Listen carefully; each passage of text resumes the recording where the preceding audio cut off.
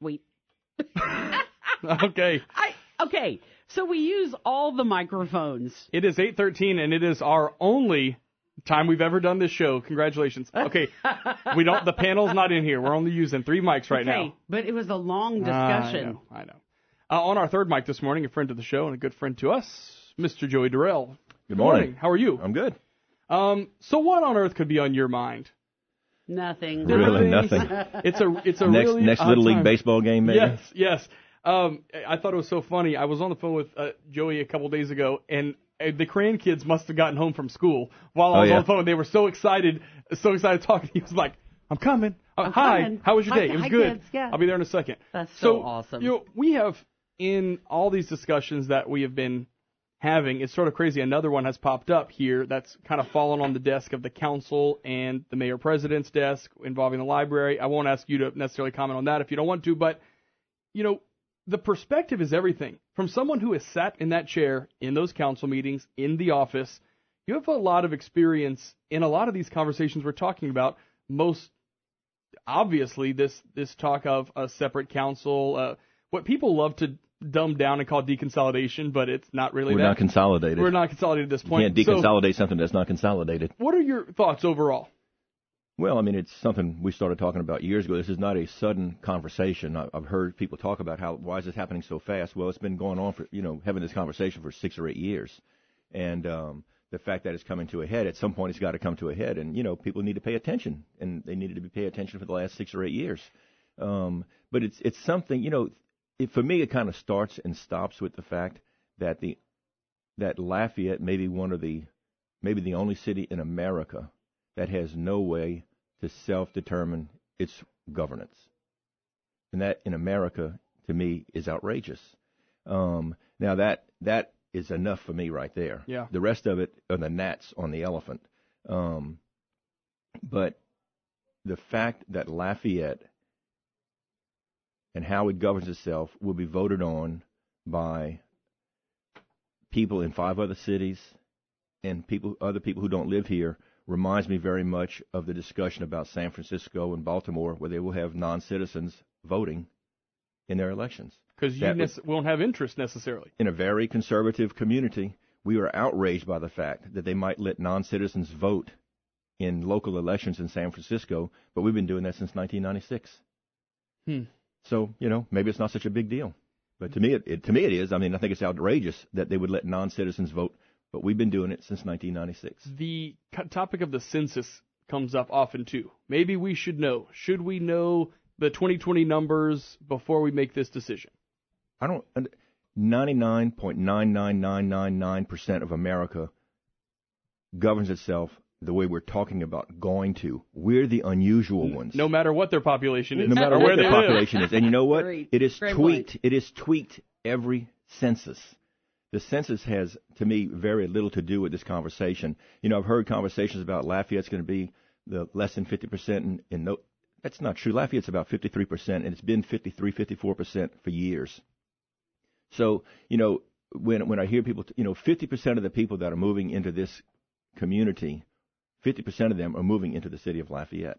About 17% live in the smaller towns, and 30 or 33% live in whatever the number is in the unincorporated area. Mm-hmm. Part of the problem that I think we have with even maybe not more people moving into the city of Lafayette is because of things that have been done that have put the city of Lafayette at a disadvantage. But in addition to all of that, understand this is also about the unincorporated area. When I got in office in 2004, Becky LaLumia told me, she said, for all practical purposes for the last 30 years, almost all parish dollars. Now, we're not talking about the library, LEDA, and the airport. We're talking about drainage and roads, right? That's really what matters. For all practical purposes, all parish dollars, taxes collected, have been spent in the unincorporated area. That's pretty much what we did. And I say pretty much, it's all we did, with probably some very rare exceptions where we had to clean a ditch in the parish, that we had to go across a road in another city, and they didn't want to participate, or they did participate, but we spent some dollars enlarging culverts across the road or something like that. But for all practical purposes, we spent every penny we could in the unincorporated area. And I'll tell you, if I served with 7 or 8 other mayors, I probably had 6 or 7 of them tell me, starve the parish. Spend the money in our cities, and that was their frustration. Yeah. We pay parish taxes. I said, look, if we spend parish dollars in your city, we have to spend parish dollars in the other cities too, including Lafayette. Mm-hmm. And if we spend the whopping $30,000 your town might contribute to this issue, it's not going to change the world for you. If we spend the $200,000 of that Lafayette contributes to it, it's not going to change the world in Lafayette. But if collectively we can do something significant in the unincorporated areas. And so, my attitude was always when a town annexed something, they annexed it because they thought it was good for them, right? Well, yes. They also annex sometimes some things that are not so good for them. But the attitude has always been, pretty much by everybody, that if you annexed it, you have taken responsibility for it. I think about other parishes because we have 63 other ones to model our government, after. I think about a parish like Jefferson Parish that is massive. Over by New Orleans, basically there's just that little chunk of Orleans Parish that's right there in it.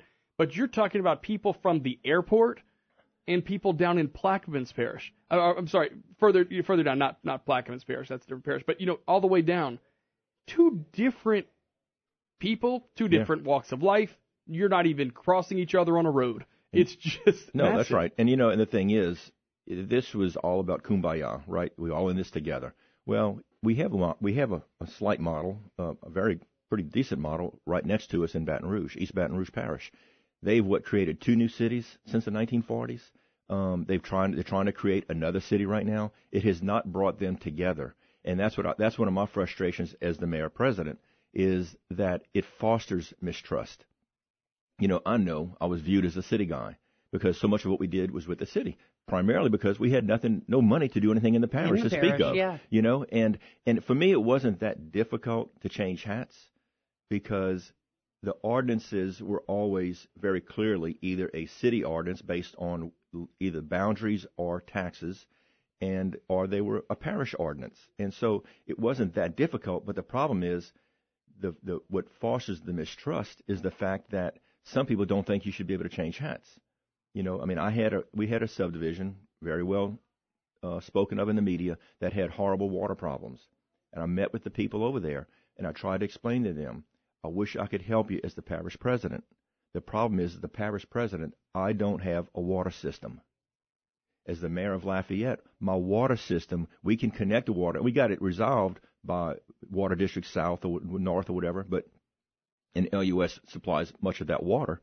But LUS couldn't go spend money miles outside of the city of Lafayette legally, certainly not appropriately. And so what does that do? That tells them I don't care about them, which is false. Right. It was completely untrue. It was a frustrating issue, and we have many frustrating issues in the unincorporated area. But whether people don't want to hear it anymore or not, it doesn't matter. Is what it is what it is. It's, there is no money. We talked about it for 12 years. People want government to live only according to its means. Right. Parish government does a pretty good job of it. I was going to say, because they ain't got nothing. I want to talk about the position of mayor, which is currently not in this one right now, right? That's still not a part. And I have a question about what should we call this vote? Because, we're the media. We need a name. We need a catchy nice, name. shiny name. Yeah, so we'll talk about all that coming Correctiveness, correction. Governmental correction. Correction of a nice experiment that didn't really work out real well. All right, it's 8:22. We're back with Joey Durel. I guess nobody's going to vote for conscious uncoupling. I don't think so. Man. I don't think so. Former Mayor President Joey Durel joins us. We're back next. All right, it's 8:25.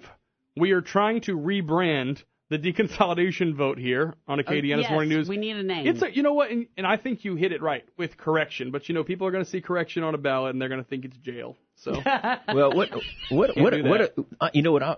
again, in this very conservative area, I'm yet to hear an argument that I understand, and maybe I just don't understand that against this. I don't know what. What is it that people worry about the most? What are the things are you hearing? Well, I felt when I went to the big meeting a couple weeks ago where they had all the public comment, where they voted to put it onto the ballot. And a lot of what I heard from William Terrio, I felt like it was an interest of the people in the southern part of the parish not wanting to be iced out. And You mean like the rest of America? that's what I kind of got. But what does that with mean? That. But I don't understand that. How are they iced out if they have a parish government? See, and I think it was just that voice. I even heard some other people who were in opposition to it to talk about Lafayette as a hub city. Right. They want it to be the hub. And making Lafayette poor is not going to make them rich. You know, I mean, we have unquestionably there are city dollars leaking into parish government that are not going to drainage, they're not going to roads, they're going to government. And I say that to prop up their shit. And it was the mayor president said it recently, and I think that quote kind of says it all. The reason they changed the allocation numbers to where parish government is only supporting its share of consolidation by 17% instead of like it was when it originally started, and what we changed it to in the latter part of my term, based on population. And his statement was accurate, but it should be a huge red flag for people, is that the parish can't afford to pay its share of parish government, of consolidation. Well, you know, the way I had wanted to do it, and this could lead to that, is if you had a parish government made up of, let's say, 5 councilmen, they could hire a parish manager, give them a secretary, they could meet once a month only to vote on what project they want the city to do next for them in the unincorporated area. They don't have to have a public works department. They can still have, what we have sort of mostly is consolidated services. We do not have consolidated government. The checkbooks are still kept separate, but they have a very inappropriate but legal mechanism for city dollars to leak out of the city. And again, you know, it'd be harder for me to talk about that other than the fact that it's just fundamentally wrong, because the city people voted for taxes just like parish people voted for parish taxes. We all vote for those. And it's inappropriate for city dollars to be spent. The only time it's legal for city dollars to be spent outside of a city is if it has a very direct benefit to that city. To the city. Like building a sewer plant. Mm-hmm. I've even heard bridges. Getting people into the city. Right. And, you know, so you have to prove a very direct benefit to that city. And but I keep telling people this is not just about the city of Lafayette. The parish people have not had a government focused on parish issues and parish needs in, 20, whatever it is, since 1996. And, you know, I remember talking to Conrad Como, who was on the parish council years ago, and he made a comment to me one time. He said, you know, him, Darrell Schwesh, Kathy Ashworth, I think Louis Benjamin, were all city people who sat on the parish council. But he said, our focus, and we always knew that our responsibility primarily was the unincorporated area. Even though they lived inside the city, they knew, because they ran for this position, they knew that their real focus was, while it's parish-wide, again, we're always really talking about drainage and roads. I mean, we all know the library is going to be taken care of. We all know that the airport's parish. We know that Lita is parish, and other things like that. But when we talk about all this, what's in most people's mind, it's drainage and roads. And they said our focus was the unincorporated area, as I said so earlier, you know, and so the parish people have not had that real focus. And, you know, in the end, for me, I told you that it all stops and ends with the fact that Lafayette is probably the only city in America that can't vote on its own whether or not it wants to be, how it wants to govern itself. And I think that in America, that's just outrageous. But the piece that causes the problem and the mistrust, and I'll just say this, is that you really cannot answer to multiple masters. And that's what happens here.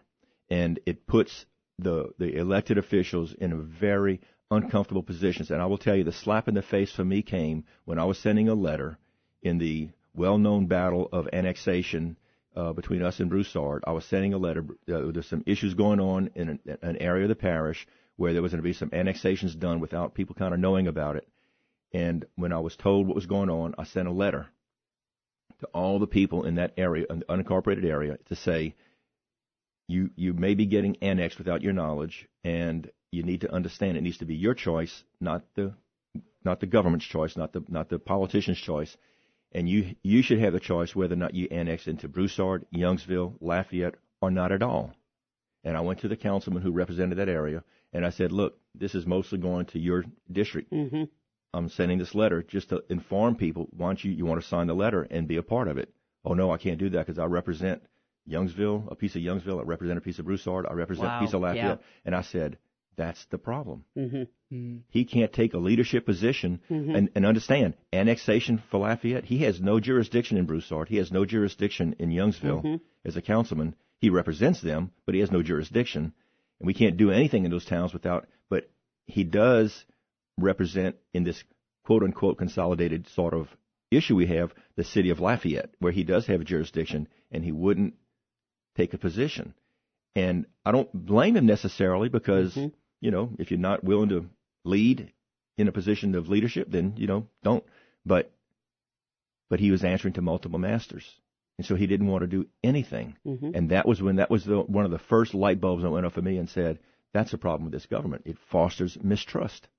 All right, we're going to come back more with former Mayor President Joey Durel. I want to get this out here right now. Lafayette Police Department say several schools in the northern part of the parish are on lockdown after some threats were made.